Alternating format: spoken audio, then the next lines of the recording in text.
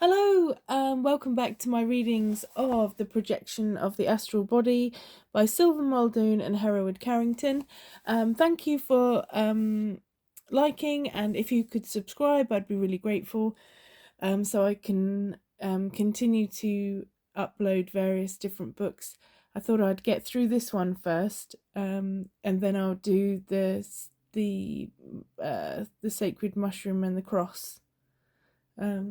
Because that one seems to be a point of interest at the moment, and it's not too long, so it'll be a lot easier to upload longer parts, although we'll see how that goes with the old stuttering and falling at hurdles, so we'll see. So we're starting today on chapter 6, page 122, following with the purpose of sleep. Okay. And we're going. Separation and discoincidence have been used more or less as a synonymous term, although actually there is a difference in their meaning in relation to astral phenomena. The astral entity can be discoincided from the physical, yet not be separated from it, so that a clear space lies between the two. That is, the astral can be 1 inch out of coincidence, and still the bodies would, in parts, occupy the same space. Yet these parts would not coincide with each other. I suppose you will say, if this were true, we should have known it before. However, I tell you that every time you sleep, your astral body moves slightly out of coincidence.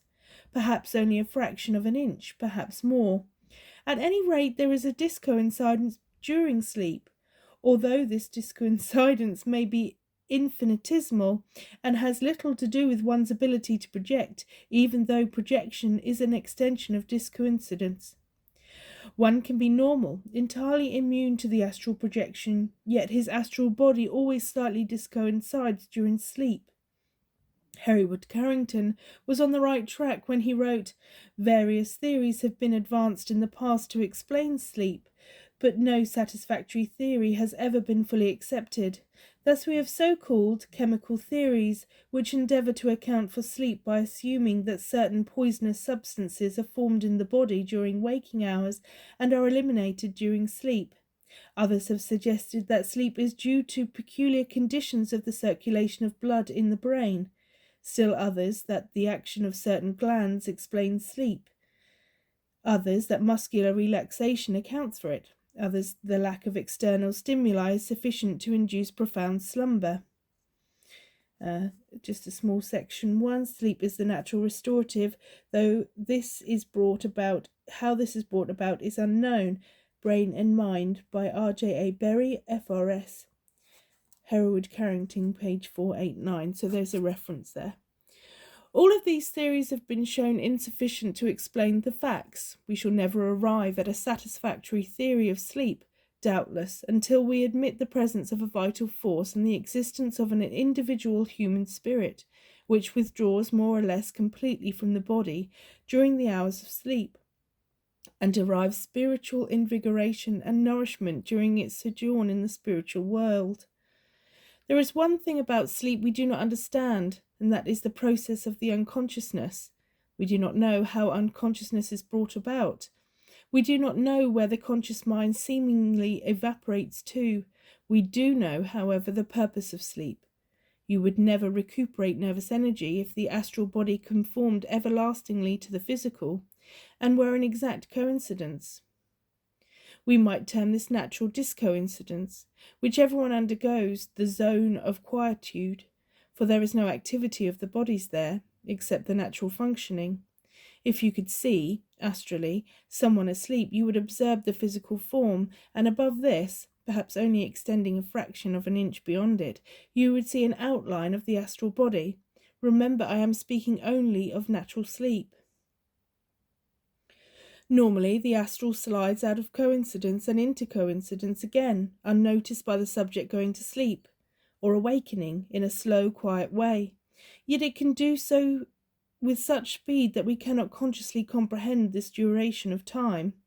It is usually in the hypnagogic state that this occurs, and I have said before, the subject is seldom aware of it, seldom feels it, although at times he does so. Let us recall what Walsh has said regarding this. Sleep comes on gradually, the muscles slowly relaxing and the senses becoming dulled. Many people, on going to sleep, experience the feeling of sliding down a hole or an incline, and sometimes awaken startled. These people are of a nervous type.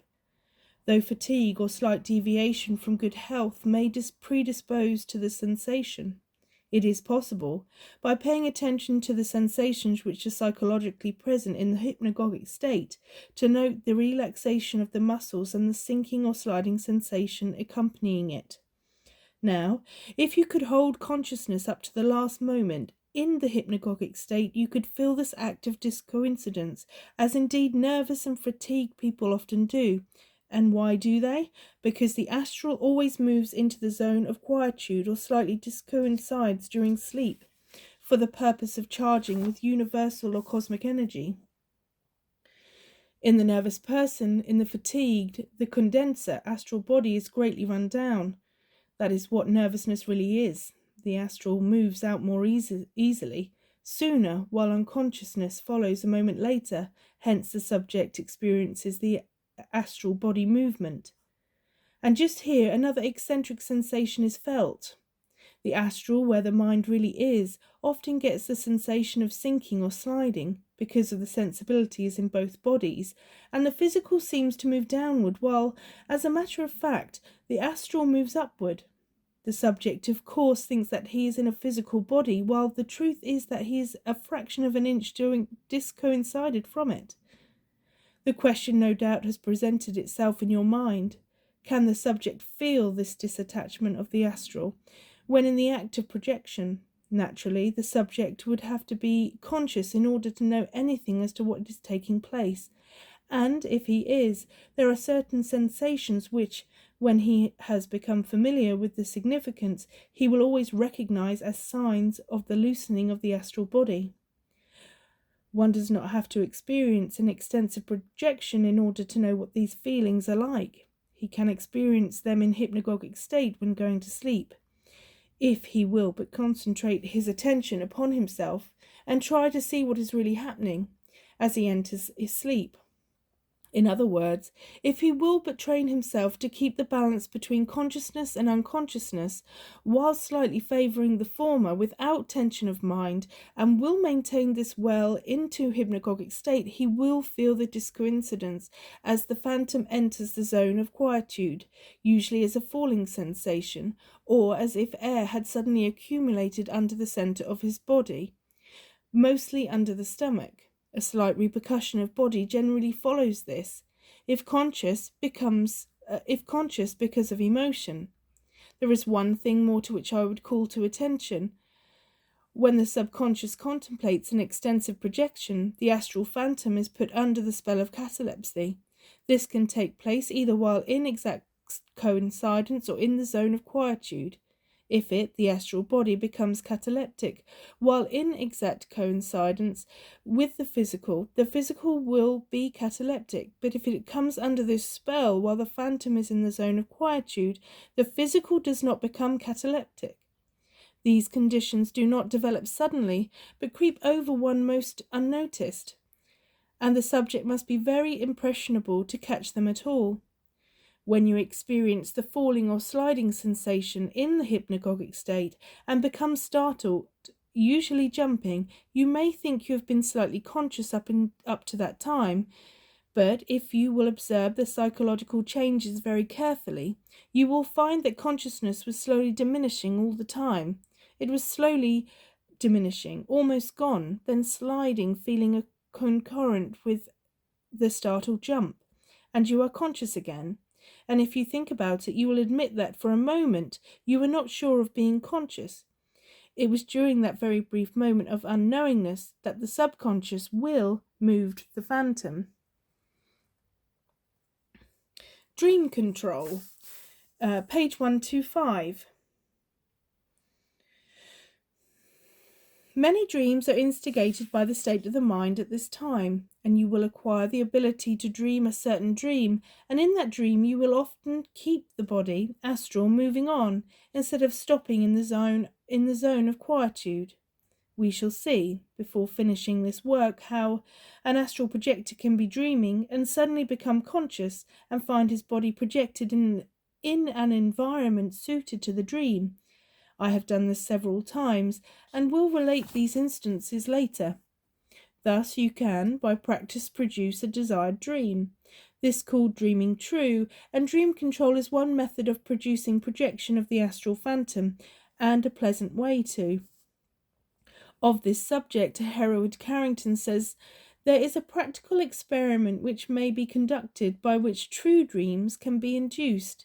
It is very important to observe yourself in the process of falling to sleep, to observe consciousness while it is passing into the dream state.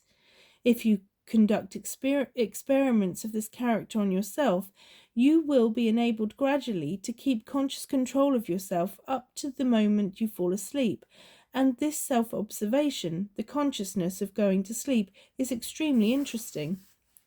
When you have learned to do that, then construct before yourself mentally a definite scene which you must hold firmly in mind. Then, as you are falling to sleep, hold this scene before you, and at the very last moment before you fall asleep, consciously transfer yourself into the scene. In other words, step into the picture. And if you have developed yourself to the requisite point, you will be enabled to carry over an unbroken consciousness into the dream state, and in this way you have a perfect continuity of thought. There is no break in the consciousness. You step into the dream picture and go on dreaming consciously. That is the process of dreaming true, and after this dream is fully enacted, then you should remember perfectly all that has transpired during the sleep period. Whew. I wonder if Mr. Carrington knows how almost perfectly in harmony his instructions for dreaming true are with the method of dream control used to induce the astral body out into space, to enact a part in that dream. One step beyond what Mr. Carrington has here given is the accomplishment of moving out the astral body to a locale with subconscious hitches up with the dream formulated by the conscious.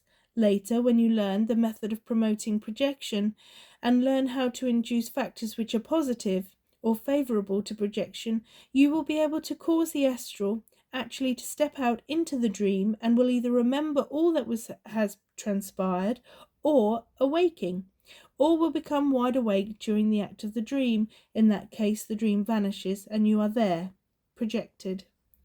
Wow, that's fascinating. This, you will recall, was the formula followed by Dr. Van Eyden, which brought him such successful results. Care must be taken, however, in constructing the dream, and the dream must be fully thought out by the conscious mind and repeatedly constructed before the subconscious can reproduce it accordingly. Now, the nature of the dream to be produced is important, and should be built upon lines of action which correspond to the actions which the astral phantom naturally follows on exteriorizing, so that the sensation in the dream will agree with the sensation produced by the action of the phantom, and should that phantom awake. The nature of the dream must necessarily be that of plausibility, so that the sensation of the dream is enjoyed by the dreamer, and is also in harmony with the sensation of exteriorization. Then, if separation be induced, the sensations and emotions will be pleasant, should the phantom begin to regain consciousness. A dream which agrees in action and sensation with the same actions and sensations produced by exteriorization will tend to pull the phantom out. Action, of course, means action of self in the dream. One must have movement of self outstanding in the dream, must always be participating in the dream, not merely standing back and looking on. Still stronger promotive factors to projection will be induced if the dream be of this nature, and centered around a desire or suppressed desire. Later I shall give specific directions for producing astral projection by dream control. A word of warning: if you are neurotic, easily influenced, lack will, and are fearful, if you have any reason to believe yourself susceptible to obsession, if you live in an atmosphere of discord, do not try to practice astral body projection. If you are this type, never think within yourself and never watch yourself in the process of falling asleep. Turn towards physical culture rather than physical culture.